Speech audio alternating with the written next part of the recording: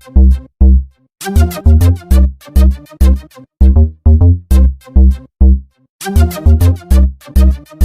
quelles sont les démarches qui ont été réalisées par les associations ? Il faut d'abord savoir que ces associations Aspas, Ferrus, France Nature Environnement, Humanité et Biodiversité ainsi que la LPO ont déjà déposé un recours en avril dernier auprès des ministres de l'Agriculture et de la Transition écologique. Celui-ci est resté sans réponse. Alors ils ont saisi le Conseil d'État pour un recours contre le gouvernement français pour un excès de pouvoir. Les associations en question pointent du doigt la baisse de la population du loup en 2023, une baisse de 9% passant de 1096 loups estimés en 2022 par l'Office français de la biodiversité à 1003 en 2023. Pour les autorités, le seuil de viabilité démographique de l'espèce est atteint, ce que contestent les associations.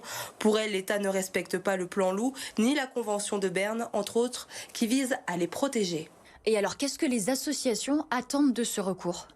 Ils attendent notamment une réponse sur les irrégularités selon eux des préfets pour accorder des dérogations de tirs de destruction dont la réglementation a été facilitée en février dernier par le gouvernement, mais aussi sur le plan loup qui prévoit une simplification des tirs avec l'autorisation de vision nocturne. Ils attendent également de la part du gouvernement une étude qui prouverait l'efficacité des tirs létaux pour diminuer la déprédation des loups sur les troupeaux. Ils précisent bien qu'ils ne sont pas les ennemis des éleveurs, bien au contraire, mais souhaitent avoir plus de moyens pour cohabiter plutôt que de prélever.